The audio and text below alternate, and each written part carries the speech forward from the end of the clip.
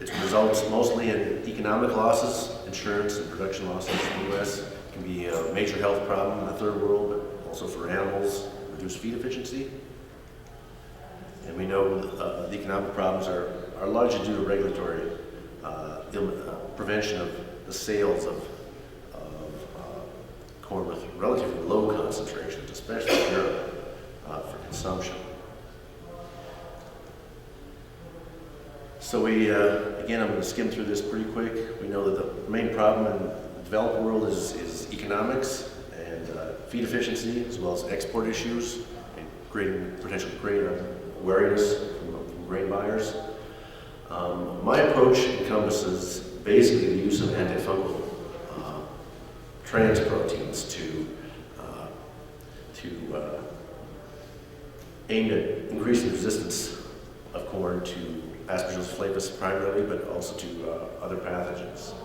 The first one I'm going to talk about is an alpha-amylase inhibitor from Hyacinth Bean, and that's been going on for a little while. We'll talk about some of the data we have with that.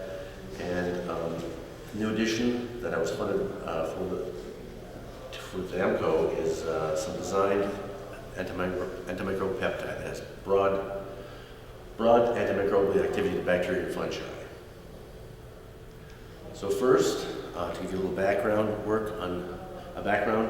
on this first approach with the alpha-amylase inhibitor, it's based on work done at Purdue by scientists Charles Woloshuk and Fakhoury and some other people that worked with him. Basically, they found that the fungus Aspergillus flavus requires this enzyme, Aspergillus, where's the pointer? Requires the alpha-amylase to break down kernel starch to produce simple sugars like glucose that feed into the glycolysis pathway, which then feeds the aflatoxin pathway. Now you saw the pathway put up there, but basically that pathway is fed by glucose, simple sugars. And so for the fungus, either has to absorb them from the plant, or in the case of the kernel, especially the endosperm, it has to break down the kernel starch. And when they knocked out that gene in the fungus, it couldn't break down the starch, and it really didn't produce aflatoxin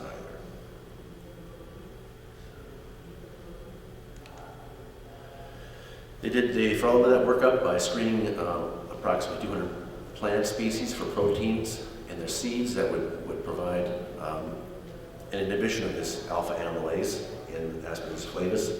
And they found a couple. One in particular was from Hyacinth Bean. And not only did it inhibit the alpha-amylase enzyme, it also had direct antifungal activity. I'm not sure if there's a pointer up here. Oh, I think, is this it?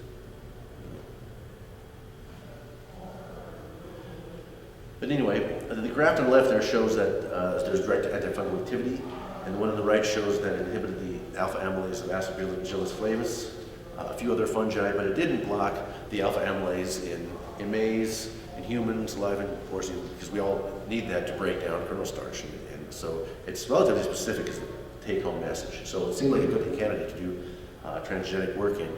And when they applied for funding to do that, they were denied. And so it kind of sat in the back burner for a number of years until I learned about it through Bert. So the strategy is pretty simple: is to express this enzyme, this protein in corn, and block that process to reduce starch breakdown and aflatoxin production, and also to get some direct antifungal activity. So I built a DNA construct so it would be expressed continually in all tissues. I sent it off to Can Wong in Iowa State. She transformed it.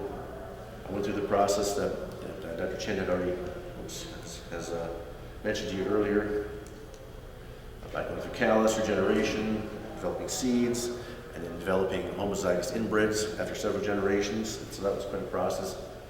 And of course, screening each generation for production of the trans proteins, because different lines, transformation events, have different levels of expression and so forth. And so we selected lines that had a significant expression, like you see 115, the darker the band, the more protein. And doing leaf assays, which you can do especially in early and not destroy your transgenic seed, which is very precious. What we did is we did some leaf bioassays where we took the extracted leaf proteins and incubated them with fungus and media and compared them, the expressing lines to the transformation controls. And we found that the lines expressing the protein had reduced germ tube lengths compared to the non-expressing lines.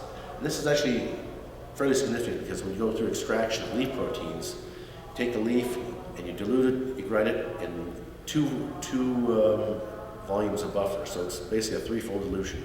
In this assay, we incubated the proteins in the starch buffer. So that's another basically having the concentration. So this is a six-fold dilution of what's in the cell. And so the fact that we could see anything this shows that it's fairly impressive. It's held up over several generations. And this is just a couple more graphs showing the same thing for subsequent generations. And so this is held up.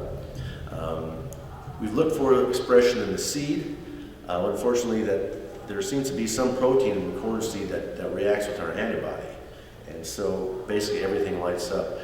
And I think that's because rabbits in their food are typically fed, probably soybeans and corn, and I think there's probably some reactivity with the seed proteins in the corn. So it may take a little more technical finagling to see what's in the seed. But in any case, I sent some seeds from lines to my collaborator, Raja in the USDA, New Orleans, and they did some kernel screening assays with a Aspergillus flavus line that produces aflatoxin, but also expresses green fluorescent protein. So you can shine a light on it basically, and by the amount of fluorescence, you can tell the amount of fungal biomass, quantify how much fungal biomass is grown on these kernels. And so we did 6 expressing lines and 4 control lines, 50 seeds each, and found about a 33% reduction in fungal biomass in the AILP expressing lines, and about a 55% reduction in aflatoxin accumulation. And so that was encouraging, although there was a lot of variation, as you can see in the system. And so I've sent another 16 positive lines and I think 17 control lines that we're going to be looking at to try to repeat this, back it up, and see if this holds.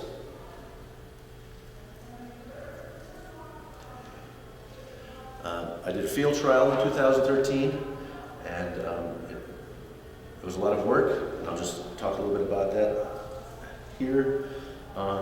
Basically, I sampled a leaf of every individual plant that I had planted out there. I did a Western blot to confirm it was expressing the protein in the leaf tissue, and then took some of those leaf expressing tissues and performed some more fungal bioassays. And again, it seemed to hold up to where the expressing lines inhibited the growth of the spore a little bit more than the control lines.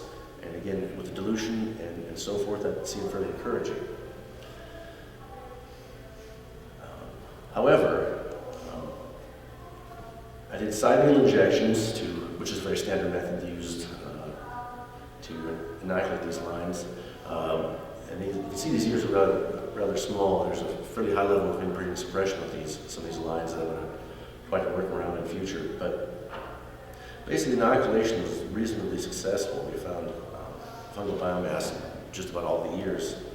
However, aflatoxin accumulation was pretty rare. It was only about 10% of the samples that had more than 20 parts per billion, and most of them didn't have any. And I'm at a loss to know why that is, if it was just conditions, it was cool, or if my strains had somehow lost some of their ability, or what. But it was very, very regular, and that made it really difficult impossible to analyze the results for aflatoxins. And so there was really no conclusive data with the aflatoxins. However, There were a few monocytes in about 95% of the samples, just naturally occurring infection, and that was, I guess, a surprise. These lines are highly susceptible to insect predation because there's no BT in them. I grew them in a block and I surrounded them with commercial lines as express BT to try to give them a little protection because they're inbreds and a lot weaker than the hybrids. But there still was a fair amount of insect predation, so there was a lot of Fusarium, Fumonisin, and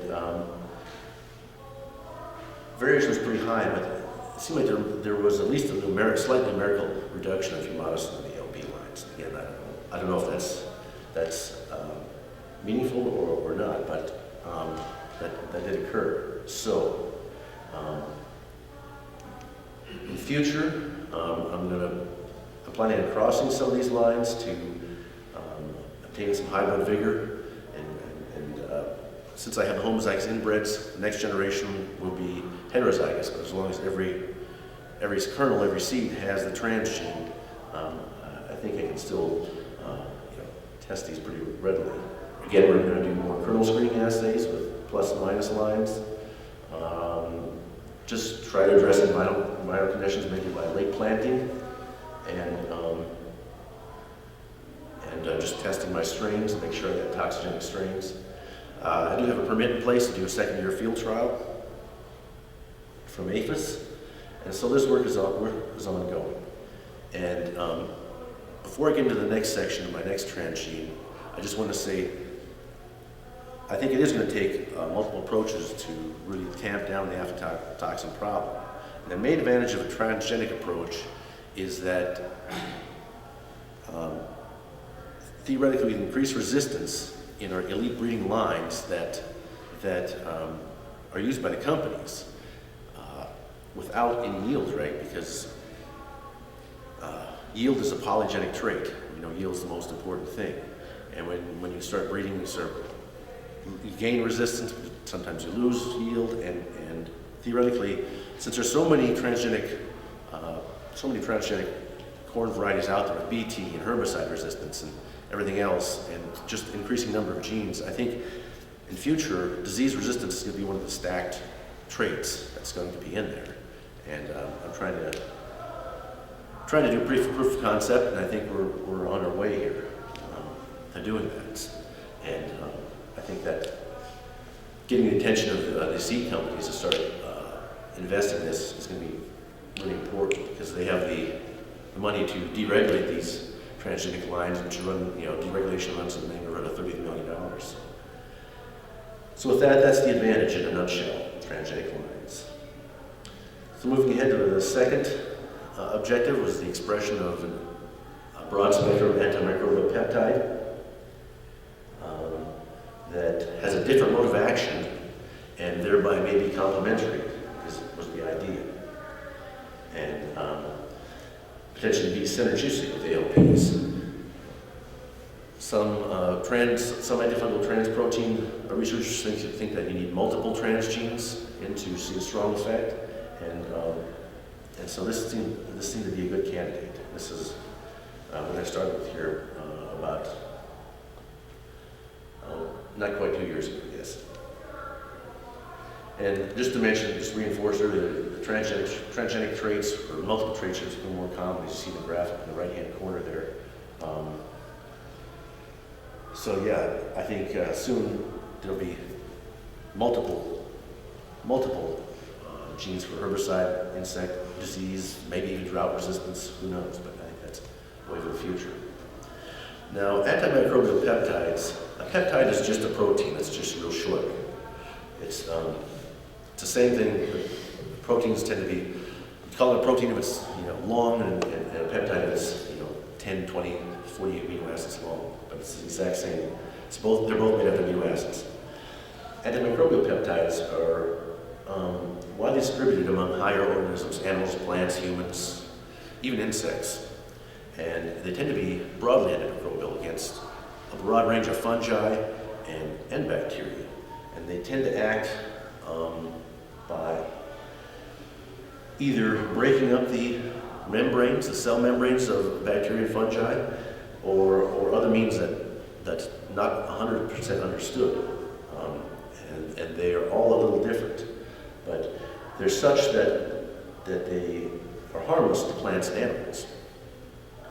And so they're specific enough to disrupt the membranes of microbes, but are safe for plants and animals, generally speaking. Many of the first ones were obtained from nature, from Cecropia moth, various insects, and then many more were found in plants and animals. And since that time, there have been kind of some general themes how these things are designed by nature.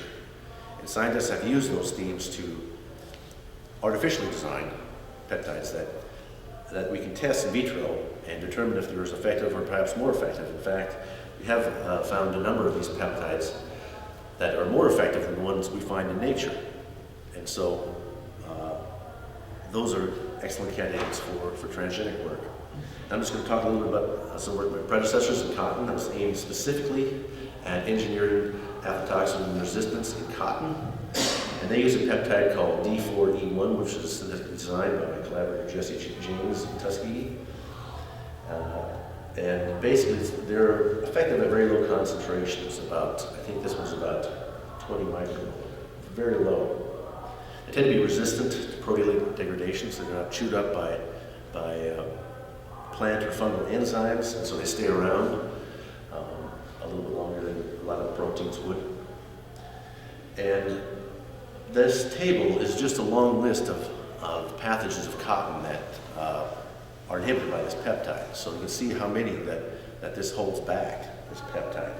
And of course, Aspergillus is about second and third from the top there. It's pretty effective. And there's a bunch of other, including bacterial diseases as well. Basically, it's just shows you how broadly antimicrobial they are. These are from in vitro studies. In their work, they expressed it in cotton cotyledons in bowls, and they found a significant reduction in fungal biomass in transgenic lines. So that can seem to support their hypothesis. Now, they had great difficulty determining expression levels of these peptides because it's a challenge to make antibodies to these very small amino acids. Usually larger proteins work better. But their expression was mainly by monitoring RNA levels. But in any case, they did find significant resistance in a number of the transgenic lines. And so that was fairly strong evidence. In addition, they showed that it reduced aflatoxin contamination in transgenic seed, and also reduced a couple of root diseases in transgenic cotton. So this is a very promising avenue. So they've been focused on cotton for the vast majority of their career, and they got a mandate, I think in the last couple of years, they were asked to start working on corn, and I had contacted them about working together, and they were more than happy to do so. They had, Dr. Jaynes had developed a new line of antimicrobial peptides that are even more effective than the D4E1. And they tested them in vitro assays and found them the most effective ones, one being AGM-182, which is just the name of a peptide. It's 18 basic amino acids long, and it's very potent. And so I designed a DNA construct that I put in corn, and I built it like this. Basically, I put it under control of a constituent promoter, ubiquitin, which works very well in grasses and corn, and expresses in all tissue, which make early stage testing of leaves and so forth easier, and also it has the potential to provide resistance to foliar root pathogens because it should be expressed in those tissues as well. And so, not just Aspergillus flavus and Aflatoxin, but hopefully other pathogens as well. Expression in silks, of course, where flavus enters the ear typically. So we made this construct and put it in the appropriate expression vector and sent it off to Campbell in Iowa State. Went through the process that I showed you earlier about developing a callus. I regenerated the callus in the plantlets and plants, and I had cloned and optimized this gene for expression in corn. And before I sent it off, though I should mention, I did some validation assays in which I took the construct, I put it in agrobacterium, and infiltrated tobacco, and just to confirm that this construct was working properly. And through ELISA assays, I developed an antibody that specifically was peptide and works, which is, I'm one of the first to do that. My collaborators have a lot of trouble with that. But I was able to detect the peptide in tobacco tissues that I had inoculated. But of course, no detection of the non-inoculated tobacco tissues, so that's basically effective control.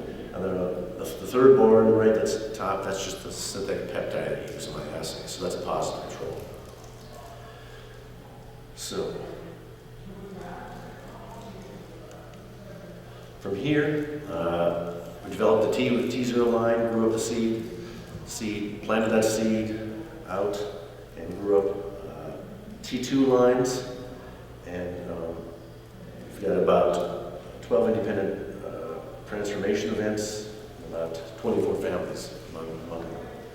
And so now we're going to plant those out again and continue monitoring expression level of the peptide through RT-PCR. It's been somewhat of a challenge to do that in these plants. I managed to do it. I've got data for callus tissue, old callus tissue, where I've shown expression through ELISA, but it's been seen to be a little more challenging to work with leaf tissue to find the peptide, and I may have some technical issues to continue to work out there. But in the future, we're going to develop homozygous inbred lines, and eventually, once this is mature, cross it with the alpha-amylase inhibitor lines and get some double transgene lines worked out, hopefully. And with some lines, we do have enough seed to do some clinical screening assays at this stage. It's a little early, but we do have some lines that have enough seed that we can sacrifice a few. And so this work is ongoing. And lastly, I'm just going to reiterate some of the advantages of the transgene approach that I'm using here. Both have direct antifungal activity and probably against multiple pathogens. Certainly the AGM182 does. It's been shown to be effective against inhibiting the growth of Fusarium verrucoides in vitro, which is another mycotoxigenic fungus in colon. And I was contacted by a headhunter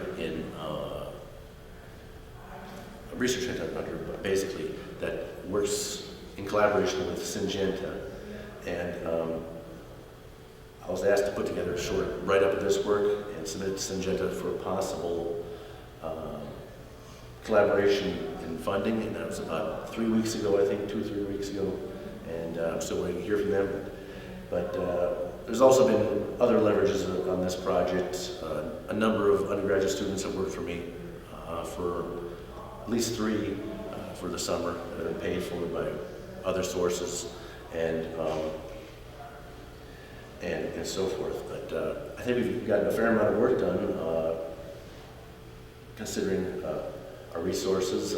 Just to give you an example, Monsanto's research budget is about $1 billion per year. Now they're the leader in transgenics, of course, but they do have a pretty healthy budget. So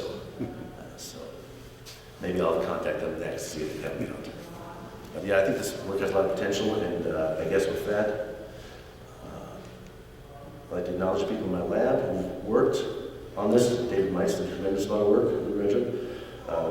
Courtney Walker, Harold Levine, Radius Peters, who were 3 of those people who were part of undergraduate programs that worked all summer in my lab, various summers. And then there's a couple other people, Josh Campbell, who's working, Dr. Cannon, of course, John Smith, who's provided a number of strains for me in this. And lastly, to thank my funding sources, the Arkansas Corn Board, which I'm grateful for the support they provided over the years, as well as AMCOE. With that, I'll take any questions. Thank you. Questions? Questions? Yeah. Let's say with the AMYLase inhibition, let's say you have great success in a couple of years here. Would you anticipate any types of problems in the regulatory process of getting that, through the process and into the commercial line? That's That's hard to say.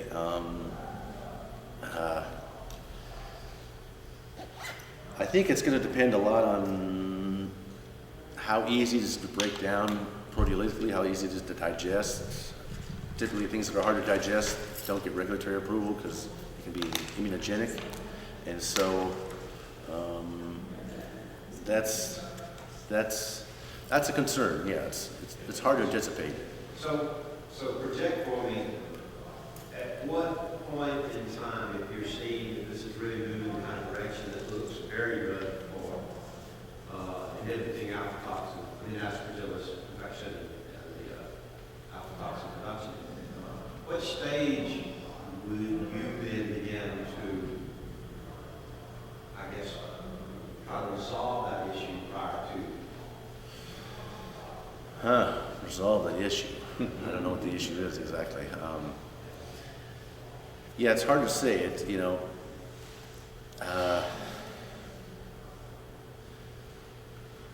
if it's an issue that's endemic to the protein, that it's not going to function without you change the protein, then you may reduce the allergenic nature of it, but then you lose its efficacy, and so it's hard to anticipate that.